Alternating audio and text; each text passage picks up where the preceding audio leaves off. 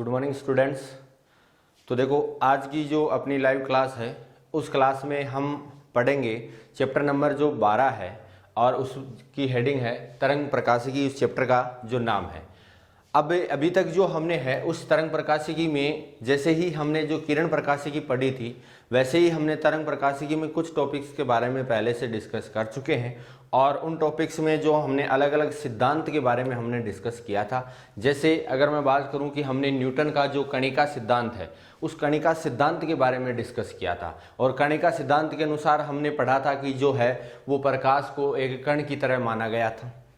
उसके बाद में जो हमने है वो हाइगेंस का जो तरंग सिद्धांत पढ़ लिया था और हाइगेंस का तरंग सिद्धांत क्या कहता है कि कोई भी प्रकाश जो स्रोत होता है उससे जो प्रकाश तरंगे जो होती है वो चारों दिशाओं में उत्सर्जित होती है, यानी जो प्रकाश है वो तरंगों के रूप में संचरण करता है।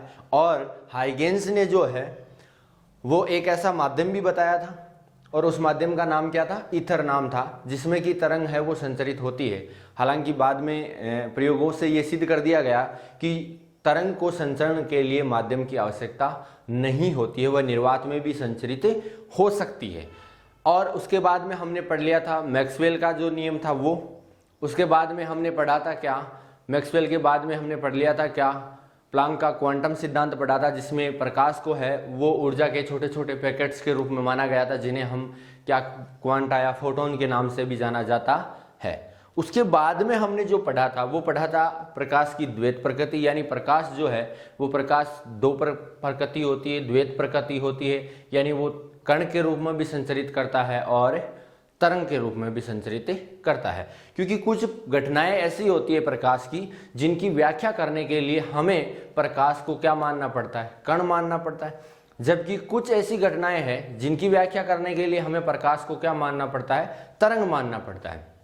अब उससे आगे हम पढ़ेंगे। तो देखो, अगली अपनी हेडिंग है तरंगागर।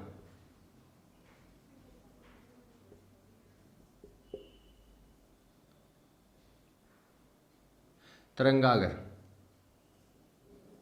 जिसे इंग्लिश में वेव फ्रंट के नाम से जाना जाता है। तो देखो, तरंगागर क्या होता है इसके बारे में हम पढ़ेंगे।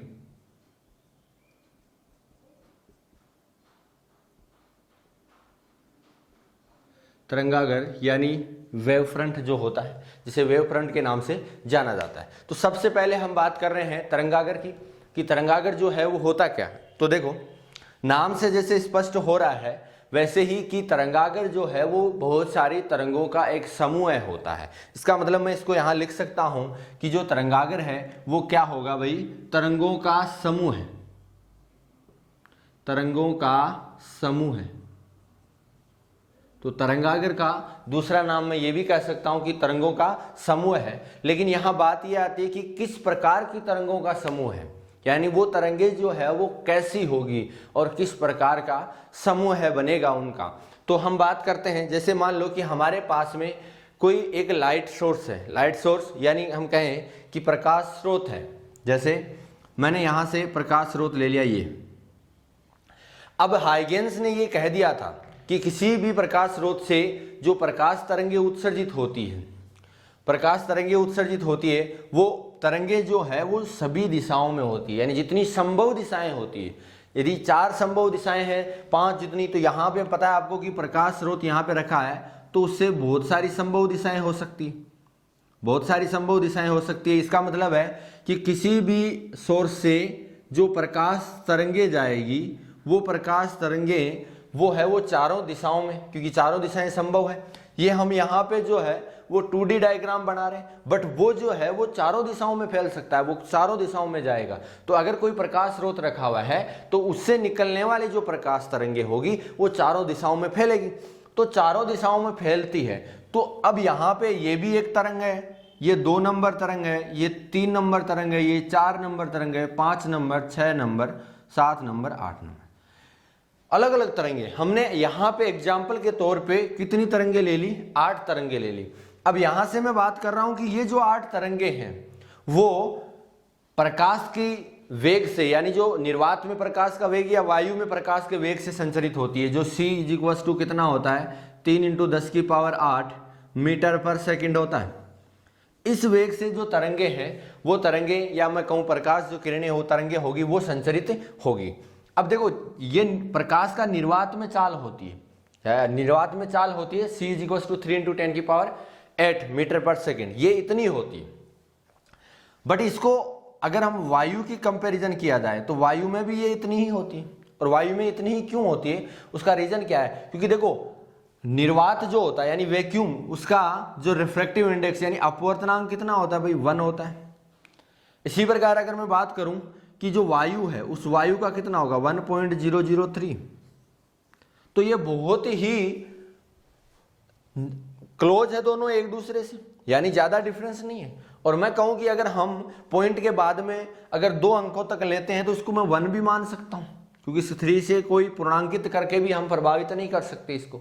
तो इसका सीधा सा तात्पर्य है कि वायु में भी फिर प्रकाश की जो चाल है वो इतनी ही रहेगी, यानी इतनी ज्यादा इफेक्टिव पड़ने वाला नहीं है। तो यहाँ पे प्रकाश स्रोत जो है उससे उत्सर्जित होने वाली जो प्रकाश तरंगे हैं वो इस चाल से चल रही है। अब मैं कहता हूं कि मैं यहां से एक कुछ दूरी ले लेता हूं, मान लेता हूं कि मैंने दूरी ले ली, कितनी? अक्ष दूरी ले ली। अब इधर अक्ष दूरी से पहुंच रही है, इधर भी अक्ष दूरी पे, सब चार इससे 8 दिशाओं में, यानी 8 दिशाएं मैंने लिए यहाँ पे, तो 8 दिशाओं में मैंने अक्ष दूरी ली। और उस अक्ष दूरी पे जाने के बाद में हम देखेंगे कि ये प्रकाश इतने वेग से उस अक्ष दूरी पे पहुंचेगा। तो यहां से अक्ष दूरी पे पहुंचने में जितना समय लगेगा उतना ही यहाँ पे लगेगा, क्योंकि वो चारों दिशाओं में अक्ष दूरी पे इसी वेग से या चाल से चलेगा। इसका मतलब वो समान समय में वो समान दूरी तय कर जाएगा, क्योंकि वहां पे किसी भी प्रकार का कोई अवरोधक नहीं है।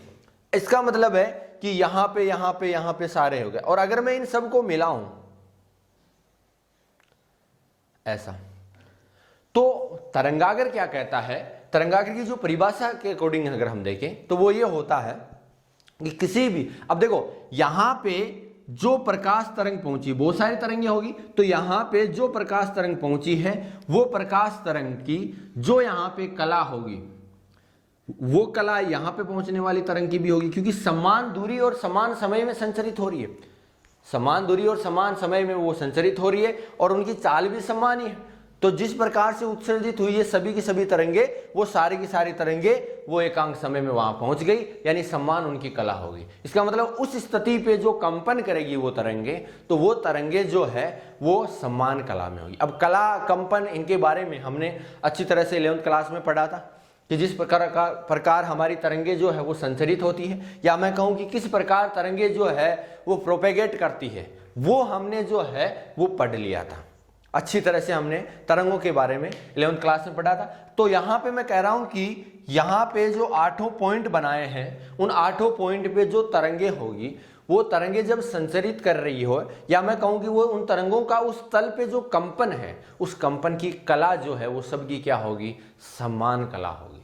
तो तरंगागर की परिभाषा क्या बनी? तरंगागर की परिभाषा ये बनी कि किसी भी प्रकाश स्रोत के चारों ओर स्थित वह क्षेत्र जहां पर पहुंचने वाली जो प्रकाश तरंग है वो क्या कर रही है? समान कला में कंपन करती है। क्या करती है भाई? समान कला में कंपन करती है। तो चलो इसका मतलब परिभाषा क्या बन गई? परिभाषा बन गई कि किसी प्रकाश स्रोत के चारों ओर का स्थित वह काल्पनिक पृष्ठ जिसका प्रत्येक बिंदु समान कला में कंपन करता है।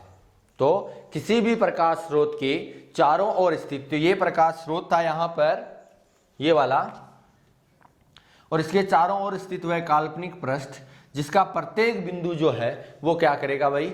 समान कला में कंपन करेगा, तो उसे हम क्या कहेंगे? तरंगागर कह देंगे। चलो ये तो हो गई एक परिभाषा। मैं यहां से दूसरी परिभाषा भी बनाऊंगा। तो दूसरी परिभाषा में ये कहता हूं कि किसी प्रकाश स्रोत के चारों ओर, प्रकाश स्रोत के चारों ओर स्थित ऐसे बिंदुओं का बिंदुपथ जो एक समान कला में कंपन करते हैं उसे हम क्या कहते हैं? तरंगागर कहते हैं। तो तरंगागर की परिभाषा लिख देते हम, और तरंगागर की परिभाषा क्या बन गई? तरंगागर की परिभाषा बन गई, यहां मैं लिख रहा हूं, किसी प्रकाश स्रोत के चारों ओर स्थित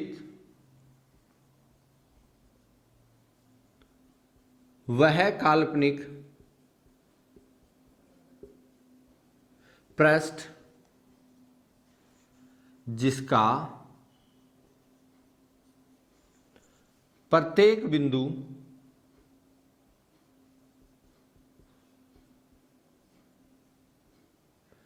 एक समान कला में कंपन करता है,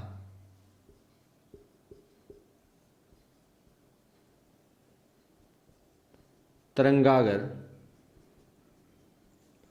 कहलाता है।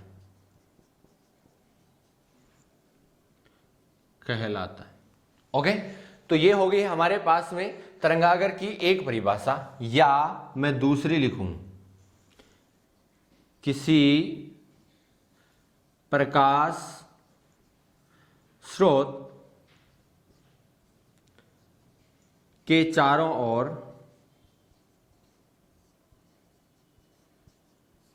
स्थित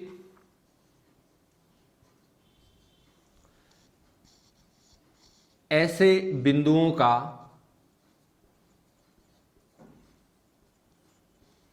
बिंदुपथ जो समान कला में कंपन करते हैं, उसे हम क्या कह देंगे? तरंगागर कह देंगे। तो यानी हमारे पास में तरंगागर की जो दो परिभाषाएं बन गई, किसी प्रकाश स्रोत के चारों ओर स्थित वह काल्पनिक पृष्ठ जिसका प्रत्येक बिंदु एक समान कला में कंपन करता है, तरंगागर कहलाता है। या मैं कहूं कि किसी प्रकाश स्रोत के चारों ओर स्थित ऐसे बिंदुओं का बिंदुपथ जो समान कला में कंपन करते हैं। यानी ऐसे बिंदुओं को अगर हम मिला देते हैं, जैसे अभी पिछले डायग्राम में हमने 8 पॉइंट बनाए थे, अगर उनको सबको मिला देता हूं, जैसे यहां पे प्रकाश स्रोत है, उसके चारों ओर मान लो 1 2 3 4 5 6 7 8 बिंदु हो गए जो समान कला में यहाँ पे तरंग कंपन कर रही है। इनको सबको मैंने मिला दिया तो ये एक अपना क्या बन गया? तरंगागर। तो इस प्रकाश स्रोत के चारों ओर स्थित ये एक क्या बन गया? तरंगागर हो गया। अब वो तरंगागर किस प्रकार का होता है उसके बारे में हम अब डिस्कशन करते हैं। तो देखो, मुख्य रूप से जो तरंगागर है वो तरंगागर कितने प्रकार के होते हैं भाई? तरंगागर 2 प्रकार के होते हैं। तो नेक्स्ट हम बात करेंगे क्या? तरंगागर के प्रकार। तरंगागर के प्रकार तो देखो, यानी टाइप्स ऑफ वेव फ्रंट के टाइप्स। तो तरंगागर के प्रकार में फर्स्ट है अपना गोलीय तरंगागर। चलो बात करते हैं गोलीय तरंगागर, जिसे हम कह सकते हैं स्पेरिकल वेव फ्रंट। चलो, तो गोलीय तरंगागर क्या होता है? यदि कोई प्रकाश स्रोत जो है वो बिंदुवत हो, बिंदुवत का मतलब सीधा सा है कि बिल्कुल बिंदु प्रकाश स्रोत हो, तो बिंदुवत प्रकाश स्रोत से बनने वाला जो तरंगागर होगा वो क्या होगा? गोलीय तरंगागर होगा। कैसे होगा गोलीय तरंगागर? देखो, जैसे हमने ये हमारे पास में एक ले लिया क्या? प्रकाश स्रोत। इससे हाइगेंस का जो सिद्धांत था उस सिद्धांत के अनुसार जो तरंगें प्रकाश उत्सर्जित होगा वो सभी संभव चारों दिशाओं में, या हम कहें जितनी भी संभव दिशाएं होगी उन सभी संभव दिशाओं में तरंगों के रूप में उत्सर्जित होगा। तो मैंने मान लिया कि तरंगों के रूप में उत्सर्जित हो गया ये ऐसे। अब हमने क्या किया कि प्रकाश ये स्रोत है, इसके चारों ओर ऐसे बिंदुओं का बिंदुपथ बना लिया जो समान कला में कंपन कर रहे हैं, यानी एक समान वेग से समान दूरी उन्होंने तय कर ली होगी समान समय में। तो हमने उनको मिलाया और ऐसे बना दिया। ठीक है, इसको अच्छा से। तो कहने का मतलब है कि इस प्रकार से बना दिया। ये प्रकाश स्रोत था, ऐसे प्रकाश तरंगें उत्सर्जित हुई,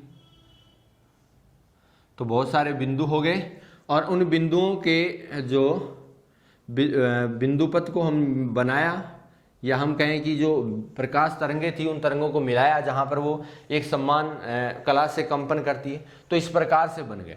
अब देखो इसका चारों ओर यानी एक स्पर्श रेखीय आवरण बना दिया हमने। ये यहां तक पहुंचा था एकांक समय में, तो वहां पर हमने क्या किया कि एक स्पर्श रेखीय आवरण बना दिया। तो एक स्पर्श रेखीय आवरण बन गया जो कि हमारा क्या है, इनको मिलाने पे एक तरंगागर का निर्माण हुआ। अब ये आकार कैसा है इसका, ये आकार इसका गोलीय है, इसलिए इसको हम क्या बोलेंगे, गोलीय तरंगागर। इसको क्या बोल देंगे, गोलीय तरंगागर बोलेंगे। और यहां पर ये जो है बीच में वो क्या है, बिंदुवत प्रकाश स्रोत। क्या है भाई, बिंदुवत प्रकाश स्रोत। ठीक है, तो किसी भी बिंदुवत प्रकाश स्रोत के चारों ओर बनने वाला जो तरंगागर होगा वो तरंगागर क्या कहलाएगा, गोलीय तरंगागर कहलाएगा। अर्थात हम कह सकते हैं कि बिंदुवत प्रकाश स्रोत से उत्पन्न होने वाला तरंगागर क्या कहलाएगा, गोलीय तरंगागर कहलाएगा। तो अच्छी तरह से हमें पता हो गया। अब हम बात करते हैं दूसरे प्रकार के तरंगागर की। तो देखो दूसरा प्रकार कौन सा है तरंगागर का, और वो दूसरा प्रकार है तरंगागर का, वो है बेलनाकार। बेलनाकार तरंगागर।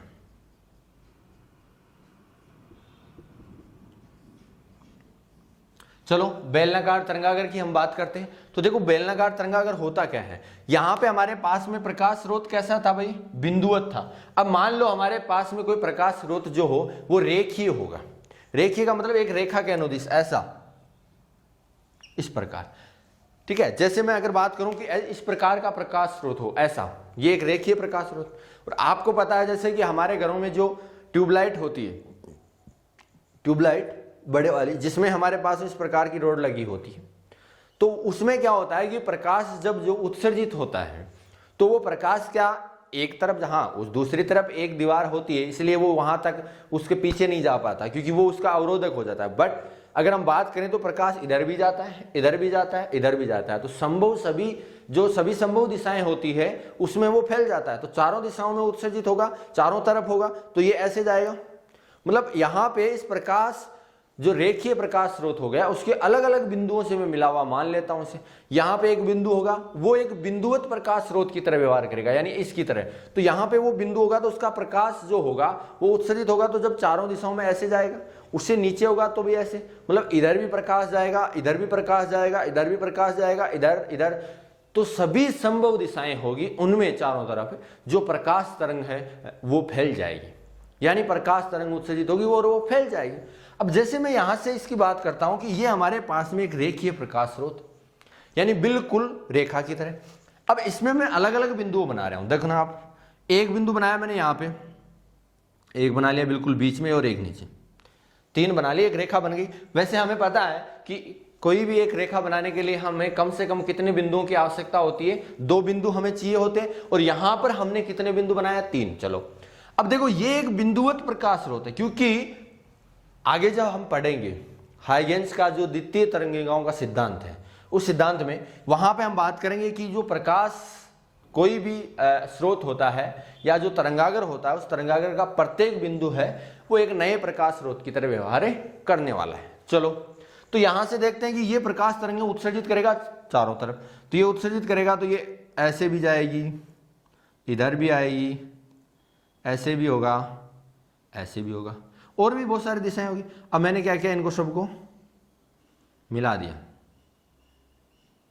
बिंदुवत बन गया, यानी ऐसे भी होगा, ऐसे भी होगा।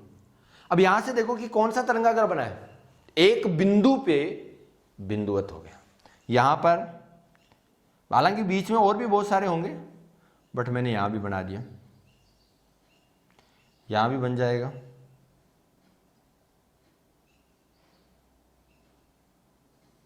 ऐसा।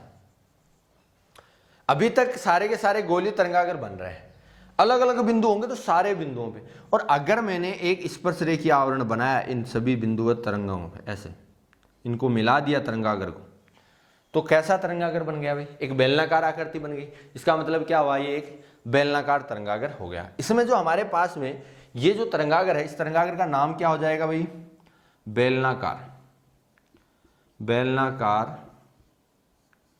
तरंगागर। और यहां पे जो प्रकाश स्रोत है वो कैसा है, रेखीय, तो रेखीय प्रकाश स्रोत। ओके, तो कहने का सीधा सा तात्पर्य यह है कि अगर रेखीय प्रकाश स्रोत से उत्पन्न होने वाला जो तरंगागर होगा, उस तरंगागर को हम क्या कहेंगे, बेलनाकार तरंगागर होगा।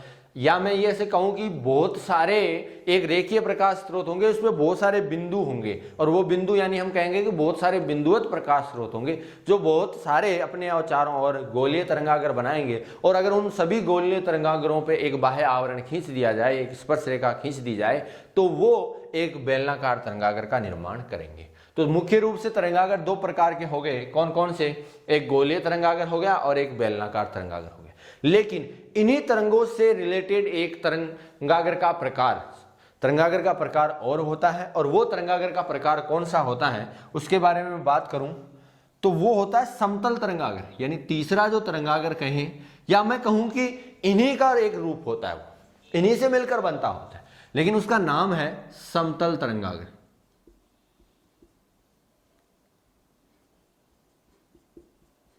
क्या नाम है भाई, समतल तरंगागर, प्लेन वेव फ्रंट। अब बात ये करते हैं कि समतल तरंगागर कैसे बनेगा, क्योंकि एक बिंदुवत प्रकाश स्रोत से तो हमारे पास में गोलीय तरंगागर बन गया, और रेखीय प्रकाश स्रोत से है वो हमारे पास में कैसा तरंगागर बन गया भाई, बेलनाकार तरंगागर बन चुका है। अब हम बात करेंगे समतल तरंगागर की।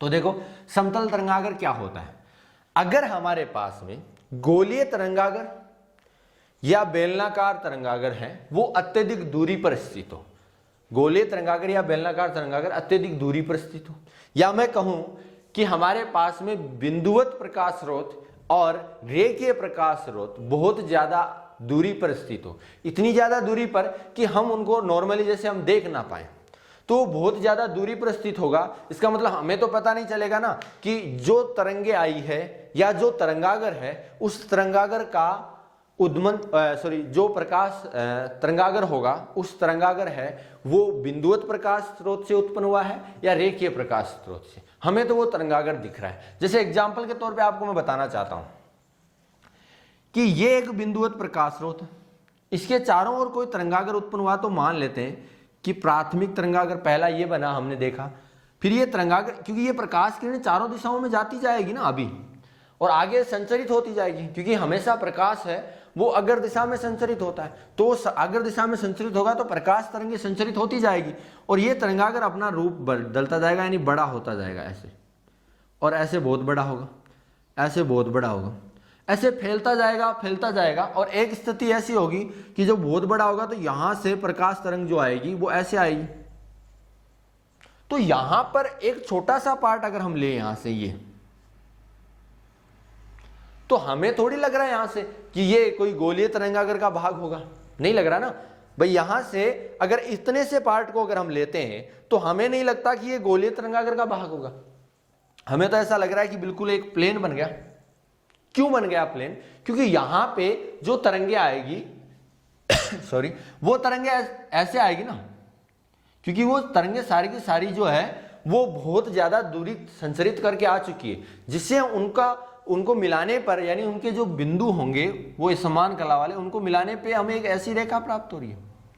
इसका मतलब हमें तो लग रहा है कि ये कहां अगर मिलाएंगे तो हमें कैसा दिखेगा, ये समतल की तरह दिखेगा, यानी एक प्लेन, एक समतल प्लेन होगा जिससे उत्सर्जित आ रही होगी, क्योंकि वो लगभग आपको ऐसा लगेगा कि एक दूसरे के लगभग समांतर होगी। इसका मतलब समांतर हो रही होगी, इसका मतलब कोई समतल जो हमारे पास में तरंगागर होगा उससे उत्सर्जित होती जा रही, क्योंकि तरंगागर भी तो एक नए प्रकाश स्रोत की तरह व्यवहार करेगा, प्रकाश स्रोत की तरह व्यवहार करेगा, और वो तरंगे जो है वो आगे संचरित होती रहेगी। ओके, तो यहां से एक स्थिति होगी गोलीय के लिए, और बेलनाकार के लिए तो बहुत ही आसान हो गया, क्योंकि बेलनाकार की तरंगे जो उत्सर्जित होगी वो कैसे होगी, देखो भाई बेलनाकार की मैं बात करूं तो ऐसा बन गया, ये इस प्रकार से। तो बेलनाकार जो तरंगागर होगा उस तरंगागर से उत्सर्जित जो तरंगे होगी वो ऐसे जाएगी। अब वो आगे बेलनाकार बढ़ता जाएगा ऐसे, तो ये तो पहले से ही प्लेन की तरह बन रहा है, और जब बहुत ज्यादा दूरी पे जाएगा तो ये तो अपने आप ही हमें नहीं पता चलेगा कि ये एक जो तरंगे हैं वो बेलनाकार तरंगागर का भाग होगी, या हम कहें कि ये इनका जो उद्गम स्थान था वो एक रेखीय प्रकाश स्रोत था, ये हमें नहीं पता चलेगा। तो इसका सीधा सा तात्पर्य क्या निकला हमें यहाँ पे निष्कर्ष, कि यदि हमारे पास में गोलीय तरंगागर और बेलनाकार तरंगागर अत्यधिक दूरी पर स्थित हो तो उनसे आने वाली जो प्रकाश तरंगे हैं वो एक दूसरे के समांतर होती है, और वो समांतर होती है तो हमें ऐसे लगती है जैसे एक तरंग ऐसे आ रही है, एक तरंग ऐसे आ रही है, मैंने उनको मिलाया ऐसे,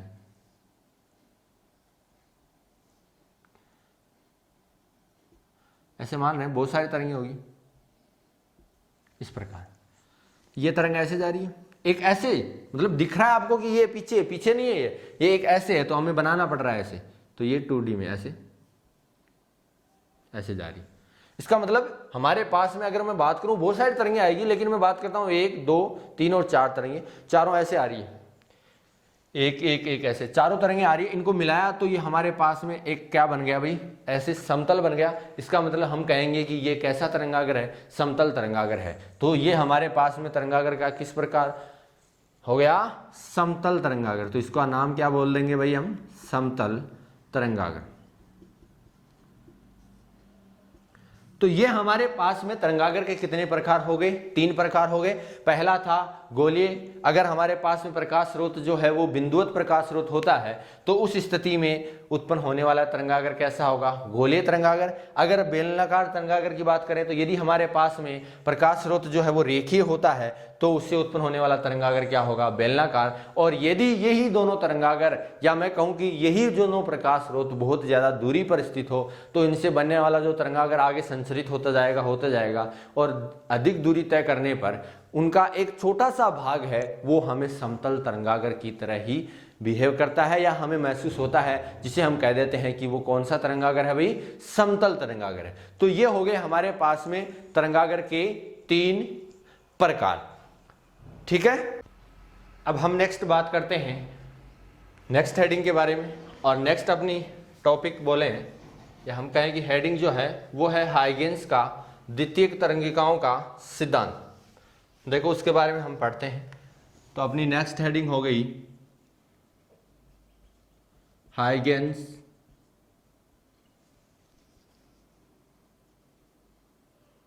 का द्वितीयक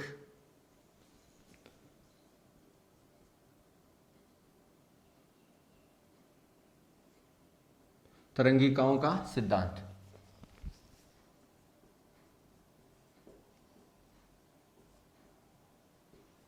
का सिद्धांत।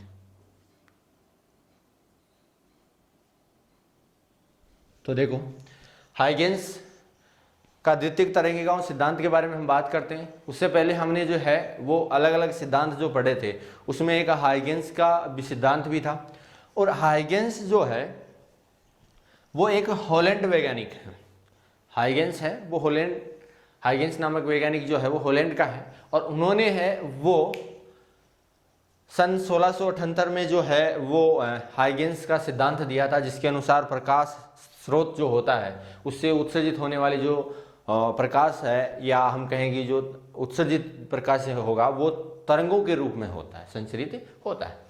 अब है ये हाइगेंस का द्वितीयक तरंगिकाओं का सिद्धांत। और हाइगेंस का जो द्वितीयक तरंगिकाओं का सिद्धांत है वो किसी भी तरंगागर के निकट भविष्य की जानकारी प्राप्त करने के लिए बहुत ही ज्यादा उपयोगी है। या मैं हम कहें कि हाइगेंस के द्वितीयक तरंगिकाओं के सिद्धांत से किसी भी तरंगागर के निकट भविष्य की जानकारी प्राप्त की जा सकती है। यानी जैसे यहाँ पे ये तरंगागर है ये वाला, अब ये तरंगागर निकट भविष्य का मतलब है अगले ही क्षण कैसा होगा उसके बारे में हमें पता करना है। तो अगले क्षण कैसा होगा ये हमें पता करने के लिए कि ये आगे की ओर संचरित होगा, पीछे की ओर होगा, या एक तरफ जाएगा दूसरी तरफ, कैसे इसका संचरण होगा। तो हाइगेंस के द्वितीयक तरंगिकाओं के सिद्धांत से किसी भी तरंगागर के निकट भविष्य की जानकारी प्राप्त की जा सकती है। तो पहली बात तो इस सिद्धांत से क्या प्राप्त किया जाता है भाई, जो भी तरंगागर होगा, तरंगागर के निकट भविष्य की जानकारी, तो क्या प्राप्त की जाती है? निकट भविष्य की जानकारी। अब वो कैसे जानकारी प्राप्त की जाती है वो हम यहां पे पढ़ें। पहली बात आपको एक इंपॉर्टेंट चीज और मैं बता देता हूं। देखो स्टूडेंट्स, कि कोई भी तरंगागर जो होता है, उस तरंगागर, हमें पता है कि अभी थोड़ी देर पहले हमने पढ़ा है कि तरंगागर जो है वो तरंगों का समूह होता है, यानी उसमें बहुत सारी तरंगें होगी, तो वो उन तरंगों का एक बिंदुपति तो होगा, तो वो बहुत सारी तरंगें होगी, तो उनमें हमारे पास में ध्यान देना कि जो तरंगागर और तरंग दोनों का संबंध मैं बता देता हूं कि एक तो होता है हमारे पास में तरंगागर और एक होता है हमारे पास में तरंग। उन दोनों की मैं अगर बात करता हूं तो तरंगागर और तरंग जो है वो दोनों एक दूसरे से क्या होते हैं? अभिलंबवत होते हैं। क्या होते हैं भाई? अभिलंबवत। ठीक है, अभिलंबवत होंगे। कैसे होंगे अभिलंबवत? क्योंकि देखो ये प्रकाश का तरंगागर बना हुआ है या हम कहें, और ये तरंग है, तो ये तरंगागर और तरंग यहां स्पर्श रेखा बनाएंगे, तो मान लेता हूं कि मैं एक वर्त बन रहा है एक स्थिति पे, तो ये वर्त बन रहा है तो इसकी एक त्रिज्या हो जाएगी ये, तो त्रिज्या और स्पर्श रेखा के बीच में कोण कितना होता है? 90 डिग्री। यहां भी ऐसी स्थिति होगी, यहां पर भी ऐसी होगी। तो किसी भी तरंगागर में तरंग संचरण की जो दिशा होती है, तो ये तरंग संचरण की दिशा इधर जा रहा है तरंगागर, तो जो तरंगा इधर जाएगी तरंगे, ये इधर तरंग जाए, तो तरंग संचरण की दिशा यानी तरंग होगी, और तरंग जिस दिशा में जाएगी वो तरंग संचरण की दिशा होगी, और वही तरंगागर के संचरण की दिशा हुई। तो ये हमारे पास में हम कहेंगे ये तरंगागर और ये तरंग संचरण की दिशा। तो तरंग संचरण की दिशा और तरंगागर एक दूसरे से अभिलंबवत होते हैं, या मैं कहूं कि तरंग और तरंगागर के बीच में 90 डिग्री का कोण होता है। ठीक है, तो हाइगेंस के द्वितीयक तरंगिकाओं के सिद्धांत के बारे में बात करते हैं। तो हाइगेंस ने यह कहा था कि कोई भी तरंगागर होता है, उस तरंगागर का प्रत्येक बिंदु एक नए प्रकाश स्रोत की तरह व्यवहार करता है। जैसे मैंने यहां पे आपको बताया था कि ऐसे देखिए, अगर प्रकाश स्रोत होगा और उसका प्रत्येक बिंदु, यानी ये यहां पे बिंदु है, यहां पे बिंदु है, यहां पे बिंदु है, बहुत सारे बिंदु होंगे। ठीक है, मैं मान लेता हूं कि ये बहुत सारे n बिंदुओं से मिलकर बना हुआ है, तो यहां पे जो n बिंदु होंगे वो सारे के सारे एक नए प्रकाश स्रोत की तरह व्यवहार करेंगे। यानी कहने का सीधा सा तात्पर्य क्या है कि भाई ये एक बिंदुवत प्रकाश स्रोत, ये बिंदुवत, ये बिंदुवत, ये बिंदुवत, ये बिंदुवत और ये बिंदुवत प्रकाश स्रोत हो गया। तो ये बिंदुवत प्रकाश स्रोत होगा तो उसके चारों ओर बनने वाला तरंगागर कैसा होगा भाई? गोलीय। इसके चारों ओर भी गोलीय। सारे के सारे प्रकाश स्रोत गोलीय तरंगागर बनाएंगे, और इन गोलीय तरंगागर को मिला देता हूं तो कैसा मिल जाएगा भाई? इनके स्पर्श रेखीय एक आवरण खींच दिया जाए सभी तरंगागर के, तो क्या बन गया? बेलनाकार बन गया। तो हाइगेंस का द्वितीयक तरंगिकाओं सिद्धांत ये कहता है कि कोई भी प्रकाश स्रोत होगा उससे एक तरंगागर उत्पन्न हो जाएगा, और उस तरंगागर जो होगा उस तरंगागर का प्रत्येक बिंदु एक नए प्रकाश स्रोत की तरह व्यवहार करता है। तो यानी वो हमारे पास में एक नया प्रकाश स्रोत होता है, और वो भी तो फिर क्या करेगा? जिस प्रकाश स्रोत से उत्पन्न होता है उसकी तरह ही व्यवहार करेगा। यानी यदि वो बिंदुवत प्रकाश स्रोत से उत्पन्न हुआ है तो वो बिंदुवत प्रकाश स्रोत की तरह व्यवहार करने वाला है। इसका मतलब वो भी अपने चारों ओर कैसा तरंगागर बनाएगा? वो अपने चारों ओर बनाएगा गोलीय तरंगागर। तो ऐसा ही होगा, यानी हाइगेंस का द्वितीयक तरंगिकाओं का सिद्धांत ये कहता है कि किसी भी प्रकाश स्रोत से उत्पन्न होने वाले जो तरंगागर होगा उस तरंगागर का प्रत्येक बिंदु एक नए प्रकाश स्रोत की तरह व्यवहार करता है, और वो वैसा ही तरंगागर बनाएगा जैसा जिस तरंगागर का वो क्या है? पार्ट है। चलो, तो इसके बारे में हम देखते हैं कि क्या निकट भविष्य के बारे में कैसे जानकारी देता है हमें। तो देखो, हमने मान लिया कि हमारे पास में एक बिंदुवत प्रकाश स्रोत है, बिंदुवत प्रकाश स्रोत S है। समझ में आ गई? चलो, इससे बहुत सारे तरंगागर उत्पन्न हुए, और हमने मान लिया कि एक हमारे पास में आगे बढ़ता गया और एक तरंगागर आ गया ये AB। कौन सा तरंगागर है भाई? AB तरंगागर है। अब इसका प्रत्येक बिंदु है वो एक नए प्रकाश स्रोत की तरह व्यवहार करेगा, और वो यानी किस प्रकाश स्रोत से उत्पन्न हुआ है ये तरंगागर, गोलीय तरंगागर है और उत्पन्न किससे हुआ है? बिंदुवत प्रकाश स्रोत से। इसका मतलब बिंदुवत प्रकाश स्रोत की तरह उत्पन्न करेगा तो ये अपने और चारों ओर एक क्या बना लेगा? गोलीय तरंगागर। यहां पे एक बिंदु स्थित होगा तो वो भी अपने चारों ओर एक गोलीय तरंगागर। यहां पे अलग अलग बहुत सारे बिंदु होंगे, लेकिन हमने उनमें से कुछ बिंदु ले लिए और इन बिंदुओं का एक स्पर्श रेखीय आवरण बनाया। ऐसे क्या बना दिया भाई? एक स्पर्श रेखीय आवरण बना दिया। जैसे ये था ए डैश बी डैश और ये A double dash B double dash, क्योंकि वो चारों दिशाओं में जा रहा है, इसका मतलब पीछे की ओर भी तो जाएगा, और पीछे की ओर जाएगा तो यहां से ए डैश बी डैश हो गया, ये A double dash B double dash हो गया। इस प्रकार से एक तरंगागर संचरित हो गया। मतलब जो तरंगागर यहां था ये अपने पास में ए बी जो था अपना, मान लेते हैं कि ये प्राथमिक तरंगागर था, तो हमारे पास में द्वितीयक तरंगागर कौन सा बन गया भाई? या तो बनेगा ए डैश बी डैश या A double dash B double dash है, वो क्या बन जाएगा? द्वितीयक तरंगागर बनेगा। समस्या यहाँ पे ये है कि इनमें से कौन सा तरंगागर मान लें जो A double dash B double dash को द्वितीयक माना जाए, या तो यहाँ पे दो तरंगागर हो गए, एक अग्रदिशिक हो गया, एक पश्चदिशिक, यानी एक आगे की ओर संचरित होने वाला हो गया और एक जो तरंगागर होगा वो क्या हो गया? पीछे की ओर संचरित होने वाला हो गया। अब हम क्या करते हैं कि हमें पता है कि प्रकाश को हमेशा जो होता है वो चारों दिशाओं में फैलता है, लेकिन प्रकाश को हमेशा अग्र दिशा में संचरित होता हुआ माना जाता है कि प्रकाश हमेशा अपने आगे से आगे बढ़ता जाता है, तो अग्र दिशा में संचरित होता हुआ माना जाएगा। इसका मतलब ए डैश बी डैश है वो जो ए बी तरंगागर था उसके निकट भविष्य की जानकारी है, यानी जो ए बी तरंगागर था वो अब क्या बन चुका है? A dash B dash. हालांकि वो A double dash B double dash, लेकिन वो पीछे की ओर, तो हम पीछे की ओर को नहीं मानेंगे, सिर्फ हम किसको मान लेंगे कि अग्रदिशिक जो होगा, यानी आगे की ओर संचरित होने वाला। तो जो तरंगागर ए बी था वो अब तरंगागर क्या बन चुका है? ए डैश बी डैश तरंगागर बन चुका है। यानी इस ए बी तरंगागर जो प्रथम तरंगागर हम कह सकें वो हो गया हमारे पास में, अब कन्वर्ट हो गया किसमें? द्वितीयक तरंगागर। इसका मतलब क्या है कि प्रथम तरंगागर जो होगा उस प्रथम तरंगागर का प्रत्येक बिंदु एक नए प्रकाश स्रोत की तरह व्यवहार करेगा, और प्रथम तरंगागर से उत्पन्न होने वाली जो तरंगिकाएं होगी या जो तरंगे होगी उसे हम कहते हैं द्वितीय तरंगिकाएं। उसे हम क्या कहते हैं? द्वितीयक तरंगिकाएं। और द्वितीयक तरंगिकाएं हैं वो किसका निर्माण करेगी? वो द्वितीयक तरंगागर का निर्माण करेगी। तो यही तो अपनी हेडिंग है कि हाइगेंस का द्वितीयक तरंगिकाओं, तो ये जो द्वितीयक तरंगिकाएं हैं वो मिलकर उस तरंगागर की अगली स्थिति को हमें बताती है, यानी उसके भविष्य की जानकारी देती है। तो निकट भविष्य की ये ऐसा होगा, उसके फ्यूचर के बारे में हमें बता देती है कि ये किस प्रकार आगे संचरित होता हुआ जाएगा।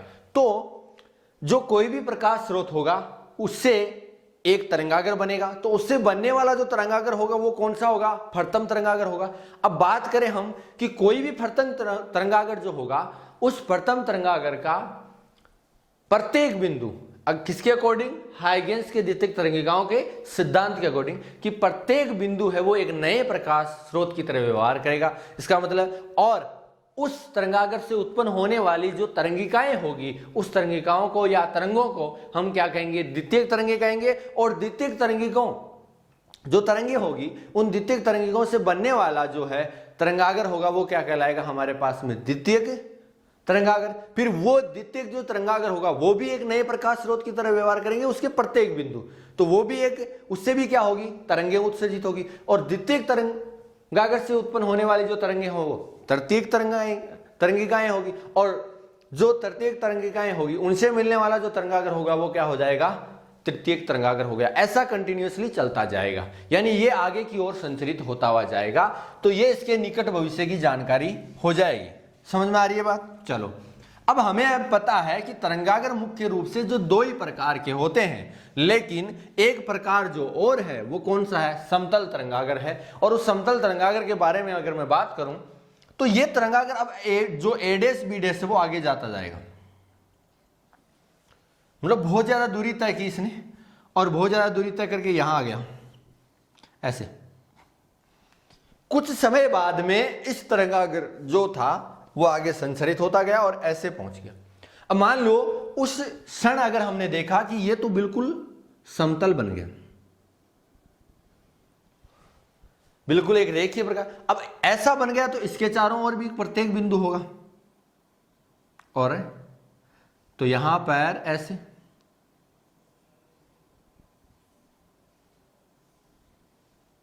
ऐसे मिलाओ,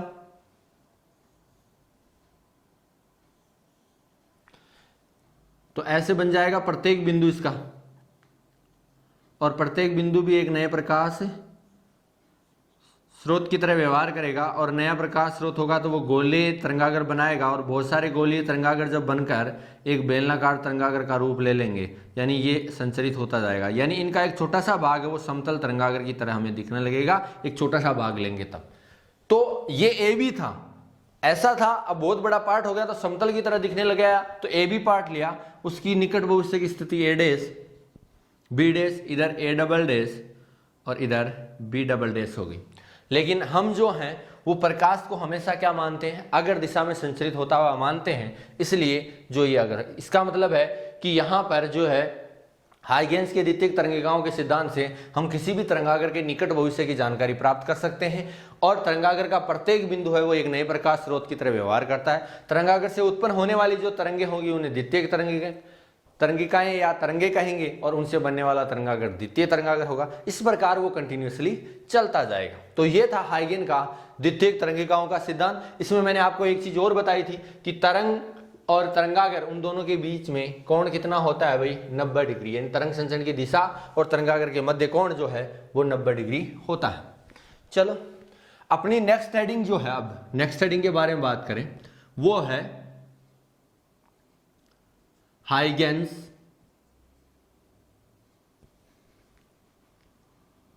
के सिद्धांत से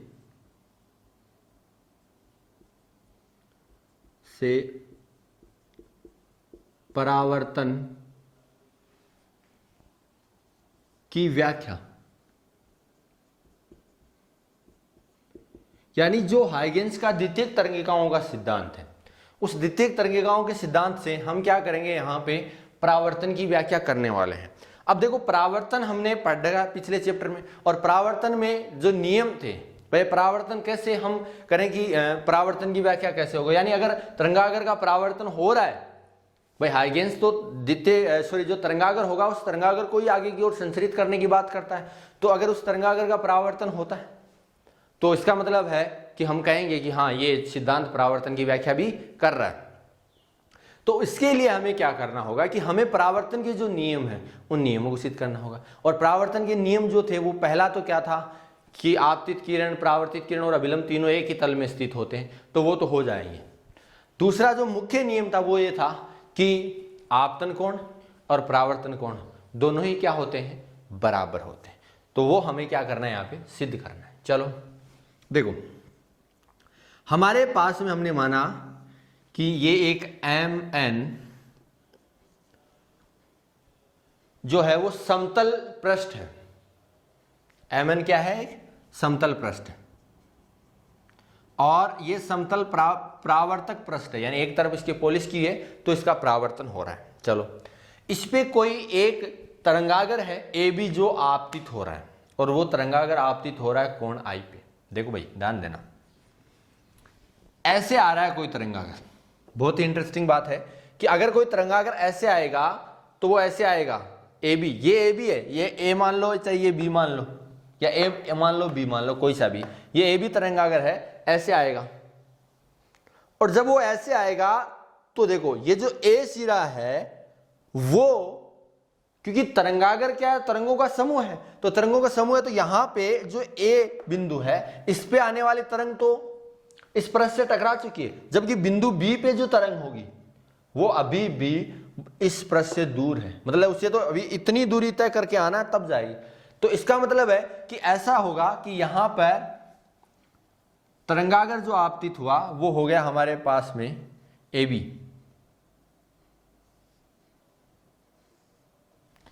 ये हमारे पास में तरंगागर हुआ AB,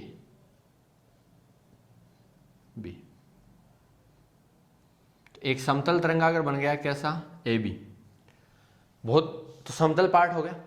अब यहां से ये तरंग जो है वो तो यहां पहुंच चुकी है और वो टकराएगी उससे, और उस पृष्ठ से टकराने के बाद में इसका तो क्या हो जाएगा, परावर्तन हो जाएगा।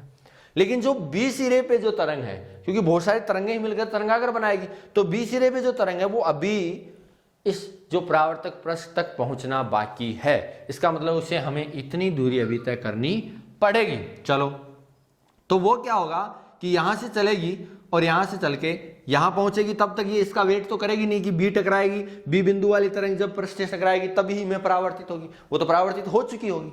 चलो, तो अब देखो यहां पे अगर हम बात करें तो ये प्रकाश किरण यहां से परावर्तित होगी और परावर्तित होकर ऐसे चली गई इस तरफ। कितनी दूरी तय की अभी पता नहीं, और ये अभी पहुंचना बाकी है, तो ये यहां आएगी और ये जहां बिंदु पे टकराई उसको हमने नाम दे दिया बी डैश।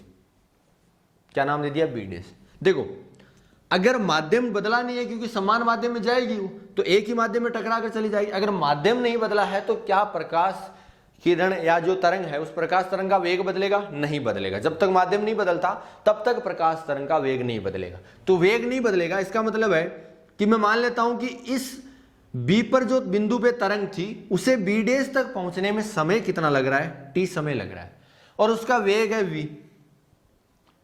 वेग कितना है? वी। तो वी टी दूरी होगी, चाल इंटू समय क्या बन गया? दूरी। तो ये दूरी होगी, इसका मतलब वेग तो इसका भी v है भाई, टकरा के जाएगी तो वेग में परिवर्तन तो होगा नहीं, तो v है। और ये जो जितनी दूरी ये t समय में तय करेगी उतनी उसको ये करनी पड़ेगी। क्यों? क्योंकि वेग समान है, माध्यम समय समान ले लिया मैंने, कि मैंने देखना चाहा कि अगर वो बी बिंदु पे आने वाली जो प्रकाश किरण तरंग होगी वो जब बी डैश पे पहुंचेगी तो वो v वेग से t समय में पहुंचती है। तो मुझे ये देखना है कि ए से जो परावर्तित होकर जाने वाली तरंग है वो t समय में कहां तक पहुंचती है। तो दूरी तो तय करेगी, क्योंकि वेग समान है और मैंने समय समान ले लिया। इसका मतलब जितनी दूरी ये vt होगी उतनी की उतनी दूरी ये हो जाएगी। तो मान लेते हैं कि इसका वेग v1 मान लो या vt मान लो, कुछ भी, तो v1t हो गया। इतना हम क्या करेंगे यहां से, अब ये जो बी डैश में पहुंची है तरंग, ये भी तो यहां पे से परावर्तित होगी, और ये जो बी डैश वाली तरंग परावर्तित होकर ऐसे जाएगी। लेकिन मैं क्या करता हूं कि यहां देखूं कि ये दूरी कितनी होगी, तो यहां से इसको ऐसे लिया और इस बिंदु से यहां से इतनी दूरी तक, मतलब यहां से इस पे चाप काट दिया हमने।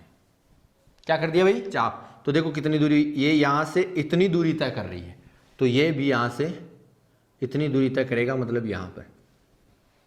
तो इस पॉइंट को नाम दे दिया ए डैश। मतलब ये बी से बी डैश में आने में जितनी दूरी तय करेगा उतने में ये ए से ए डैश जाने में तय दूरी करेगा, क्योंकि वेग समान है तो दूरियां तो बराबर ही होगी। समय हमने ले लिया दोनों का समान, तो दूरियां बराबर होगी। तो दूरियां बराबर होगी तो मान लेता हूं ये इससे मिला है। अब यहां से एक तरंग जो है वो क्या होगी? परावर्तित होगी, और तरंग परावर्तित होकर ऐसे जाएगी। अब मैंने क्या किया कि इस बिंदु को यहां से मिला दिया, क्योंकि तरंगागर अब ये बन जाएगा, तो ये ए डैश बी डैश। तो देखो अपने पास में आपतित तरंगागर क्या था? ए बी, और परावर्तित कितना हुआ? ए डैश बी डैश।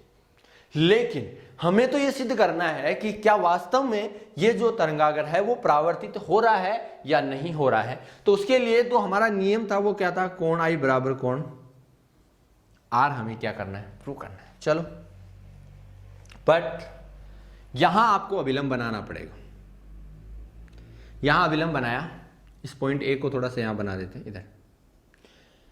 तो अभिलंब के साथ आपतन कोण जो होगा वो कोण कितना हो जाएगा भाई?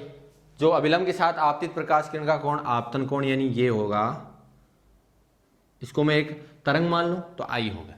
चलो, ये अगर आई हो गया और तरंग संचरण की दिशा और तरंगागर, तो ये तरंग संचरण की दिशा ये ऐसे जाएगी और तरंगागर, इन दोनों के बीच में कोण कितना है? 90 डिग्री। तो 90 डिग्री है, इसका मतलब है कि ये कोण 90 है। कौन सा? ये वाला। ऐसे ऐसे बढ़ाऊं मैं, ये वाला, ये 90 डिग्री है। तो ये एक तो हो गया आई, ठीक है। एक कितना बचा भाई? 90 माइनस आई। भाई आई कम कर देते तो यहां कितना बचा? 90 माइनस आई बच गया। अब इसी को अगर देखा जाए तो हमारे पास में देखो इंपॉर्टेंट फैक्ट, ये कोण कितना है? ये अभिलंब का पार्ट है। ये कोण कितना है? अभिलंब का पार्ट है। तो अभिलंब का पार्ट है, इसका मतलब है ये कोण कितना हुआ 90 डिग्री, और ये कोण 90 डिग्री हो गया। हमें ये कोण पता करना है कि ये 90 डिग्री है, लेकिन ये इतना कम कर देते हैं, तो इसमें से कम करो, 90 में से माइनस कर दो 90 माइनस आई। भाई 90 में से ये 90 माइनस आई इतना बचा हुआ, इसको घटा देंगे तो ये कोण आ जाएगा। इसका मतलब है सीधी सी बात है कि कुल मिला के कितने कोण, ये एक, ये वाला 2 3, एक तो ये हो गया। अब इन सब को जोड़ो, अगर हमारे पास में हम जोड़ के निकालें तो मुझे सीधा सीधा अर्थ मिल रहा है, ये 90 माइनस आई होगा तो ये माइनस 90 हो जाएगा, कैंसिल हो जाएगा, आई से आई कैंसिल हो जाएगा, क्योंकि एक प्लस का हो जाएगा एक माइनस का हो जाएगा, और लास्ट में बचा क्या, आई। लास्ट में क्या बचा भाई, सीधा सीधा सिंपल आई कोण बच गया। तो आई कोण बच गया, इसका सीधा सा अर्थ है कि यहां पर हमारे पास में जो ये कोण है,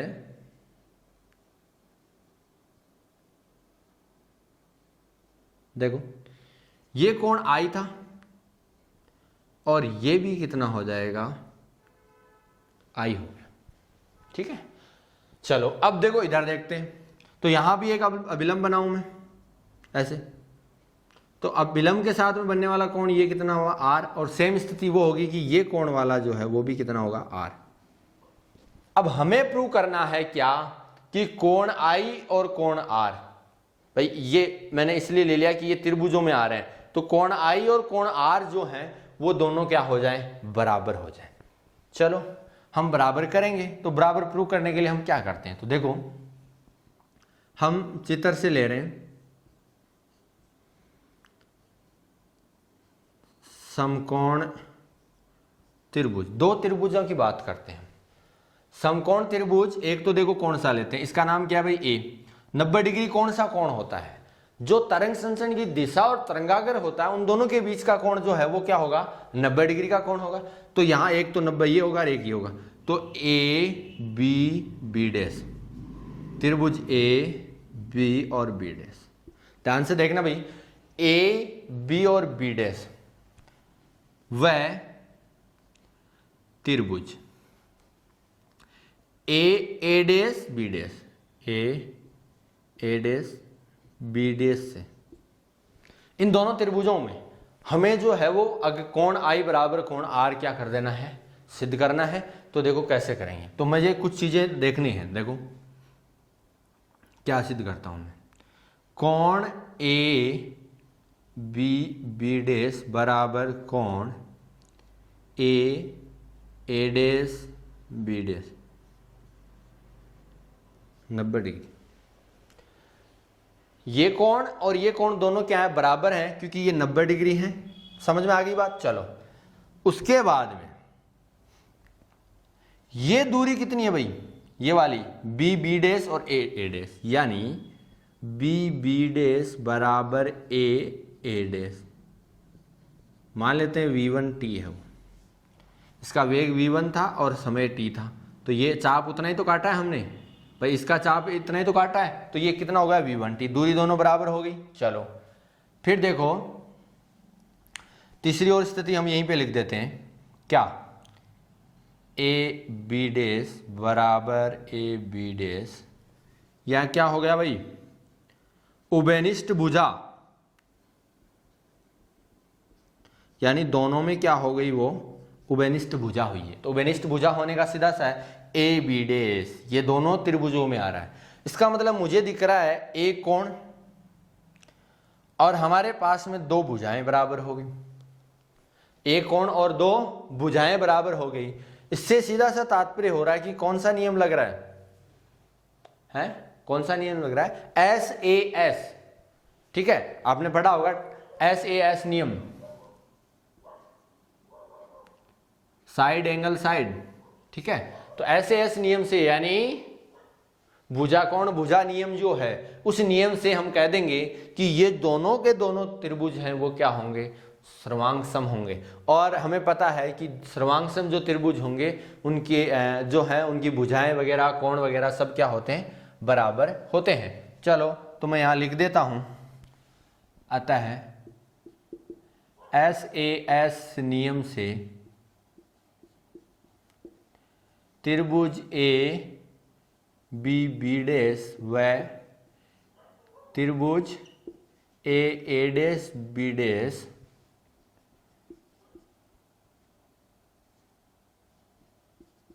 सर्वांगसम होंगे, इसलिए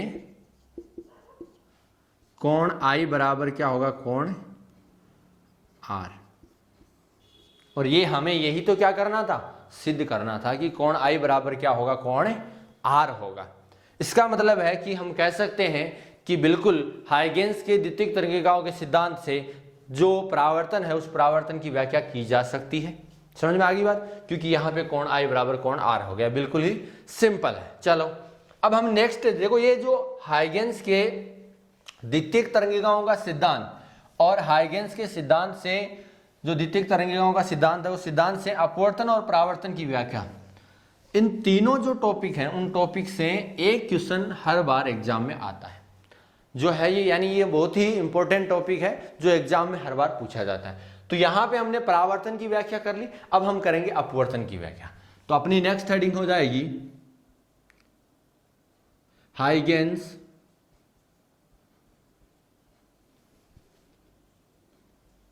के सिद्धांत से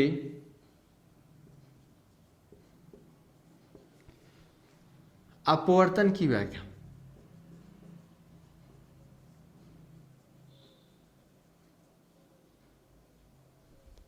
हाइगेंस के सिद्धांत से अपवर्तन की व्याख्या करते हैं, वही सेम तरीका।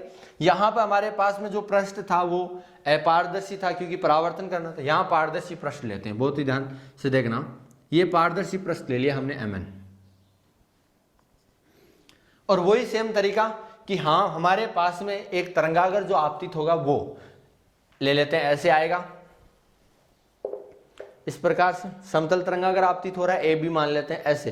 तो सेम स्थिति कि उस तरंगागर की जो पहला बिंदु है वो यहाँ पे आएगा, ए पहले टच करेगा तो पहले परावर्तित होगा, बी बाद में आएगा। तो मान लेते हैं हम कि हमारे पास में एक तरंगागर आ रहा है इस प्रकार से, ऐसे।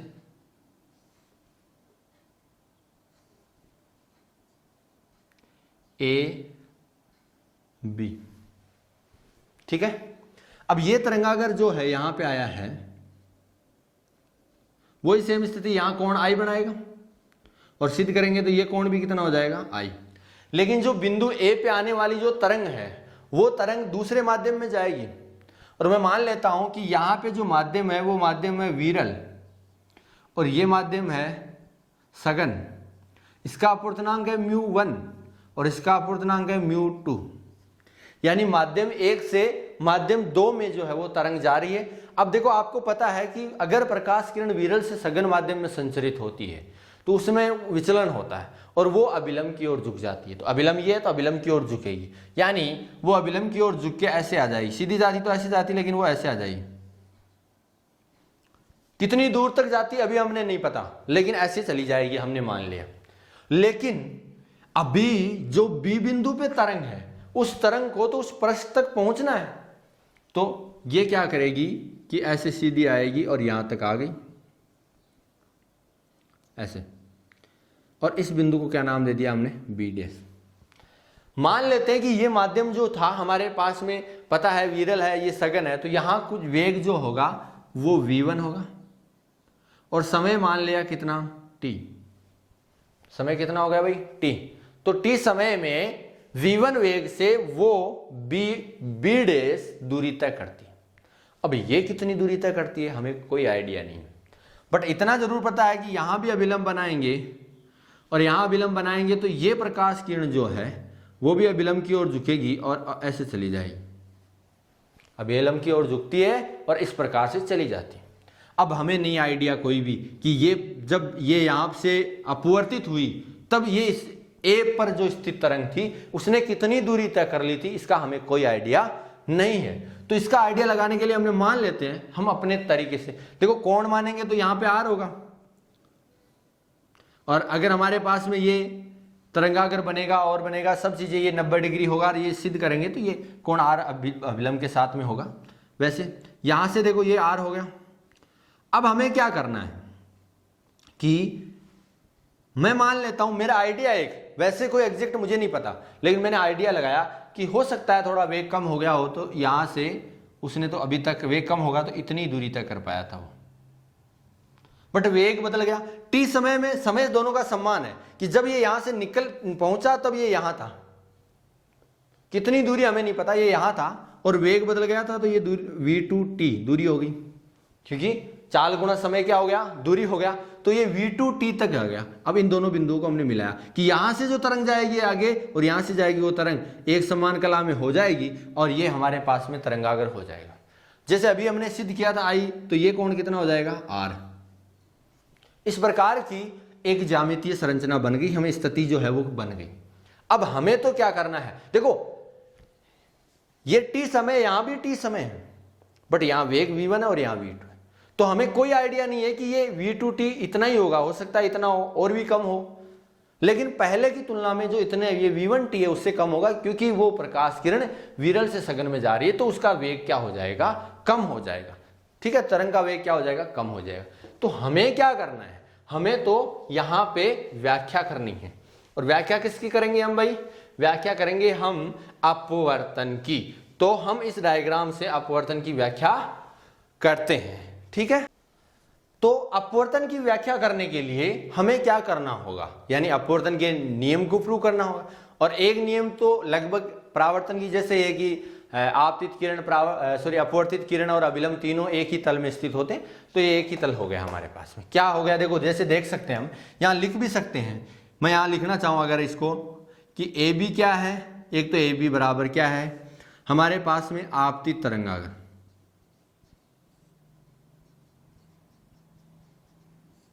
और ए डेस बी डेस, हाँ ए डेस कहाँ है, इस बिंदु को ए डेस नाम दे दिया, तो ए डेस बी डेस क्या होगा भाई, अपवर्तित तरंगागर।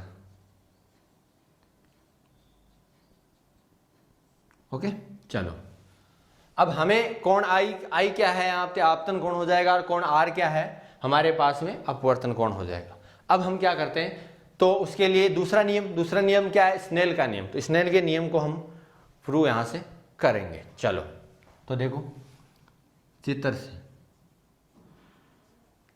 त्रिभुज ए बी बी डेस में, त्रिभुज कौन सा लिया है, ए बी और बी डेस में, ये मुझे एंगल निकालना है, और मुझे कौन सा निकाल रहा हूं मैं, क्योंकि मुझे पता है कि स्नेल के नियम में एक तो आता है sine i upon sine r बराबर μ2 1, या मैं कहूं कि v1 अपॉन v2, तो वो करना है, यानी sine i upon sine r, एक तो मुझे साइन आई चाहिए और एक साइन आर, तो मैं इसमें आई है इसका मतलब साइन आई निकालूंगा, मतलब साइन थीटा निकालूंगा, कहने का मतलब, तो sine i is equal to, sine क्या होता है, लंब बटे कर्ण। चलो तो लंब कौन सा है इसमें, लंब कौन सा होगा ये, और कर्ण कौन सा होगा ये, तो लंब हो गया, तो मैं लिख दूं बी बी डेस अपॉन में ए बी डेस। वैसे हमें पता है कि बी बी डेस है वो उसका मान है v1t, तो साइन आई बराबर हो जाएगा v1t अपॉन में ए बी डेस, इसका पता नहीं कितना है, समीकरण नंबर 1। फिर देखो पुनः त्रिभुज ए डेस बी डेस से, अब की बार ये त्रिभुज लेते हैं ए डेस और बी डेस, इसमें कोण कौन सा दिख रहा है मुझे, आर दिख रहा है, और साइन आर निकाल लेता हूं, तो साइन थीटा यानी sine r is equal to वही बात क्या, लंब बटे कर्ण, तो लंब तो ये हो गया और कर्ण ये हो गया, तो लंब कर्ण हो गया, यानी ए डेस अपॉन में ए बी डेस, और हमें पता है सॉरी ए डेस, ए डेस है वो कितना है भाई v2t, ये वाली दूरी जो है वो कितनी है v2t है। चलो इन दोनों मान तो v2 ये रख देते हैं, तो sine r is equal to v2t upon में ए बी डेस, समीकरण नंबर 2, और समीकरण 1 में भाग दे देते हैं हम किसका, समीकरण 2 का, तो समीकरण 1 में भाग देंगे समीकरण 2 का, और 1 में 2 का भाग देंगे, तो यहाँ साइन आई है, तो साइन आई अपॉन में sine r, sine i upon में क्या हो गया भाई, साइन आर बराबर, यहां से देखो ये v1t अपॉन ए बी डेस, तो v1t अपॉन में ए बी डेस, इसका भाग लगेगा तो ये दोनों भिन्न है तो ये उल्टी हो जाएगी हमारे पास में, तो ये बन जाएगा गुणा में बदल देंगे और ए बी डेस अपॉन में v2t, ए बी डेस से A B dash cancel, t से t कैंसिल, तो साइन आई बराबर बटे साइन आर बराबर हो गया v1 अपॉन में v2, और हम जानते हैं कि sine i upon sine r बराबर v1 अपॉन v2 होता है, उसके बराबर हम लिख भी सकते हैं क्या, μ2 अपॉन μ1, और यही क्या है हमारा स्नेल नियम है, यही कौन सा नियम है, स्नेल का नियम है, और स्नेल का नियम ही जो है वो क्या है, अपवर्तन का नियम है। तो स्नेल के नियम से ही जो है वो स्नेल का नियम अगर सिद्ध हो गया, इसका मतलब है कि जो हमारे पास में हाइगेंस का जो सिद्धांत है, द्वितीयक तरंगिकाओं का सिद्धांत, उससे जो है वो अपवर्तन की व्याख्या होती है। समझ में आ गई बात। तो आज जो है हमने आज की क्लास में जो है वो एक हाइगेंस का बहुत ही इंपॉर्टेंट जो है सिद्धांत के बारे में डिस्कस किया है, और उससे जो अपवर्तन और परावर्तन है उसकी व्याख्या के बारे में हमने किया है कि वो अपवर्तन और परावर्तन की व्याख्या करता है या नहीं करता है। समझ में आ गई मेरी बात। तो आप लोगों ने जो है वो आज की क्लास को एंजॉय किया होगा। ठीक है, थैंक यू।